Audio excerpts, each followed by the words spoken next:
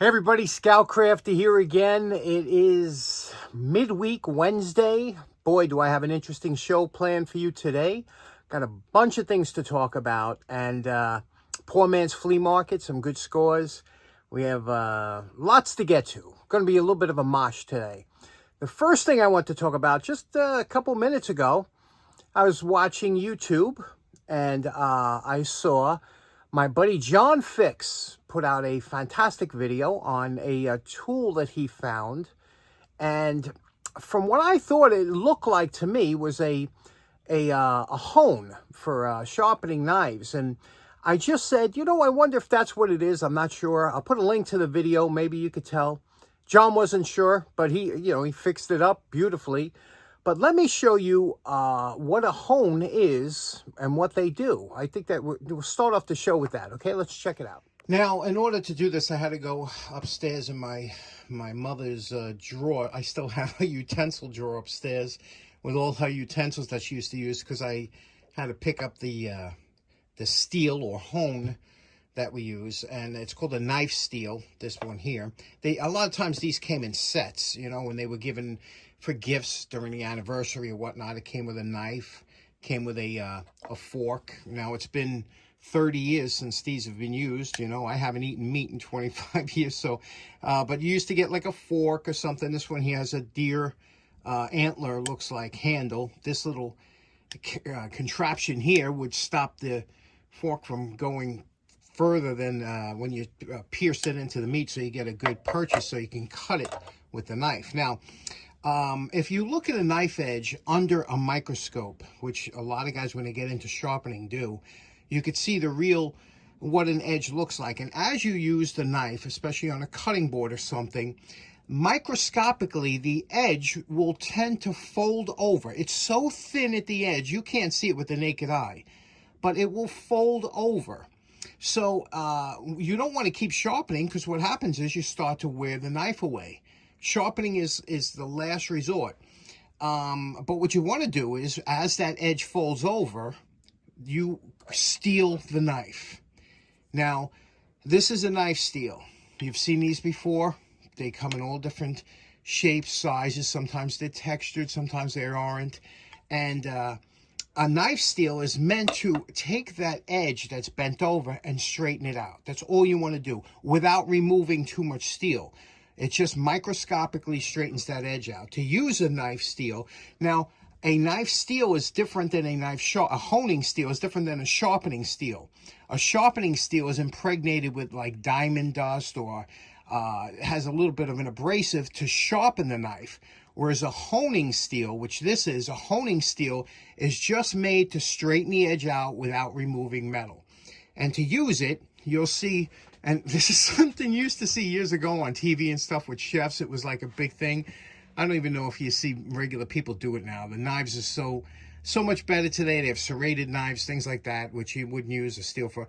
But to use it, this would be a 90-degree angle, right? This would be, half of that would be 45, half of that 20. You take it down to like 15 or 20 degrees. You start in the beginning here. Now, many times these would have a little guard here, because so you wouldn't cut yourself if you go too far, because you do this quick. But a lot of them didn't have guards. Now, to use it, you start here like this. You would drag this across to the tip like this. Hold on, let me get on this side of the camera. Okay, so you would go like this. And then you would go on the bottom at the same angle, and like that. So you see the angle I'm going to? This is what it would look like from the front. Go like that to the front, and then you go on the bottom and you get the other side. And what that's doing, and when you see chefs do it, they do it like this. They're like real quick, I'm not a chef, it's obvious. But do you remember your grandparents doing that? Because that was a big thing, And when you would see this? Thanksgiving. This would always come out like Thanksgiving, because you got to carve the turkey. And, they would always, do this before carving the turkey, to make you think they knew what they were doing. And that would put a little bit of a sharp edge. And then I remember the first time when I was younger, I guess I was about, 16, 17. And my grandmother said to me, "Johnny, do you want to carve the turkey?" Oh my God. It was like, are you kidding me? I was in scouts for a few years. I was proficient with a knife. And she asked if I wanted to carve the turkey. Boy, that was a big thing. And she was there to give me hints and tips on what, how to get the white meat. And first you cut off the legs. And boy, but that was something. But I was stepping up to the big time. Remember the first time you were asked if you wanted to sit at the head of the table? I remember when my grandfather passed away and my father was at one head of the table, and then all of a sudden there was that other end of the table, and that was me. I was the man of the household. Now, my father was at the one end, and now I was at the other end. It was a great thing to sit at the head of the table. And then when my dad passed, you move in. It was a way of moving up in life. Do you remember those little steps we took to become a man? Anyway, so that's what I think. John, I don't know. What do you think? You think you might have a knife steel on your hand? Again, they weren't a real sharp point. They just had a little bit, and this one has some texturing on it, but often they were worn off. What do you think? Okay, next up, my buddy John Liebens, good friend of the show. He did a beautiful cutaway. I just want to share this cutaway of a valve he did, and he put on a nice oak plaque or whatever. But what a beautiful job he did, and he showed me the picture. Thank you, John, for sending that in. What a lovely job you did on that. I love those cutaways. Next up, Mike, my good friend, Mike the fireman. Every once in a while, he finds something on eBay and he sends it to me. I just want to share this with you. eBay is a funny thing. You got to be very careful. You can get caught up in the bidding. I never liked auctions. I got caught up in the bidding one time with a steam engine. I spent way too much money. I never, ever went for an auction again. I don't like auctions. Some guys do real good. Me, I don't like auctions, and I don't like estate sales, or tags. I don't like, I don't like them. However, check out this, he found this on eBay. It was a Scout axe. Now, there's nothing really special about this Scout axe. It's not like a rare model. It's just that it had the box. But look what happens when you get caught up in the bidding. And look what this thing sold for. You see what I mean? That's why when you find one and that's why you see a lot of empty boxes sold on eBay. People take an older axe, put it in an empty box, and they claim it's, original, whatever. You got to be very careful. It's hard. If you don't get the right people bidding on this, you'll never get that same, you'll never see that same kind of money again. So be leery when you start bidding on something, you say, man, that's a lot of money for this thing. What do you think? Okay, next up, poor man's flea market. Haven't done that in a while. Had a couple good days. When the weather gets nice, people start cleaning out. Plus, there's a couple people moving. I go by the houses that are moving. Check out what I found. I found a couple good items. First, let's check out these. I don't even know if these work. Let's go check out what I found. Now, on my walk last night, I was walking down this one block, and I saw this here. And if you notice this is a string light, and as a light bulb collector, I said, oh, look at this. So I grabbed it, I said, this would be great. Can use the bulbs. They're LED bulbs. I said, I'm sure they're not all burnt out, whatever. But then upon closer inspection, I realized what it was. And I said, look at this. And I just wanted to bring this to your attention in case you ever are in the market for a string light or something like that. These here, when we talk about planned obsolescence, we talk about things that are meant to break. Well, this here is a string lights that are made that when they do go, you can't service these. Now, string lights traditionally are a bunch of sockets on a line that you screw bulbs in. These here are different. And first of all, the bulbs don't screw in or out. They're solid in there. And this is a low voltage. Now, where these might come in handy if you had to string them over a pool or something, that if you were afraid if the lights fell into the pool, you wouldn't have your full AC voltage going into the pool and electrocuting somebody. So that's where it might come in handy. But otherwise, a lot of times these are hooked up to solar power or whatever, and I don't know what happened with these bulbs, but something must have happened.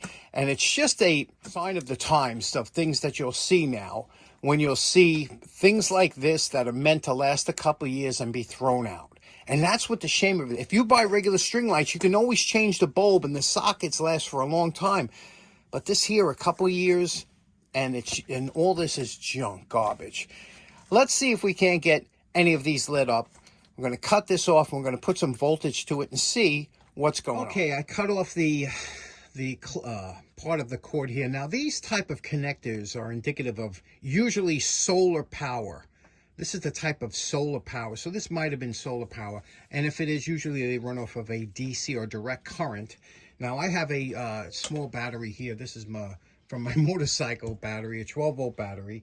And what I did is I cut the cord here, stripped the wires back, and I put 2 jumpers on it. Okay, one to positive, one to negative, and I'm going to clip it onto the battery here. Okay, and here we go. Now, I don't know if you could see that. We have some bulbs lighting up. Can you see? But it looks like about half the string. Okay, this is pretty interesting. Actually, there's 2 strings there. I didn't know that because they were all coiled together. This is 1 string, and this string here is working. As you can see, all the bulbs are working here. Okay, they just, need some cleaning. They're probably outside or whatever. But that's interesting. Let's try the other one. Okay, here's the second string of lights. Okay, I did the same thing. I stripped it off. I'm hooking up 12 volts to it. Okay, there we go. Look at that. Interesting. All these lights work. Again, they're dirty. I don't know what happened. They all work. So they must have been, what probably happened? This was hooked up to a solar power unit. The solar power unit, the batteries, whatever, they only last a couple years and they went bad. Where this string lights, they still work. The only funny thing is this one here has got a little water infiltration in here. You see that? There's some water in there and it still works. But I want to get that water out. I'm going to drill a hole out here and to let that water out because I think it might short out. But whatever the case may be, I think this is plastic. I'm hoping it is. I'm going to drill a small hole in the tip and see if I can't get the water out of there. Okay, I just cleaned them up a little bit and hung them up. You can see here. I just hung them up. They're running, both strands are running off that 12-volt motorcycle battery. What do you think? Do you think this is a 12-volt system? Do you think that it's working? Do you think that that's the right current, the right voltage on here? And like I said, I have it run into this 12. That's the only lights down here now are the string lights. All over off this 12-volt battery jumped.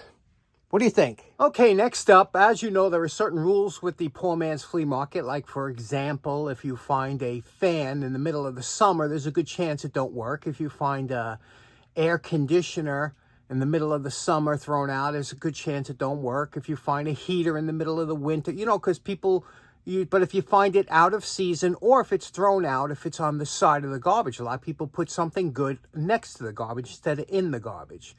That was the case with this next item that I found. Let's check this out. Looks like it might work. And this is the item that we're talking about here. A nice little gooseneck, as you can see, flexible desk lamp.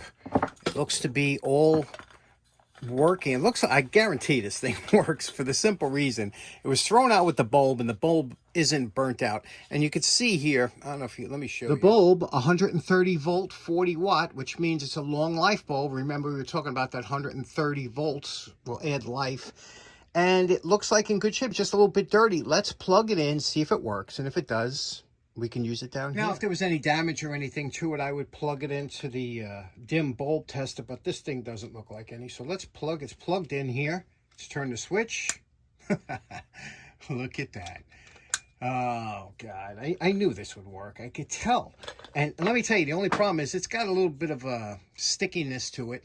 So what I'm going to use, and I've been waiting to use this, my buddy Dean Collins from the Heart of Route 66 Automobile Museum, he sent me a bunch of industrial, because that's what he does. He details a lot of the cars that are there. And he sent me a whole bunch of industrial cleaning products. I want to try this. This is an Orange Crush all-purpose cleaner degreaser. It looks a little faded because actually when it was sent, one of the other bottles opened a little bit and got it. But this stuff is supposed to be really good. So let's try this out because it's kind of a sticky substance on here. And let's wipe it down.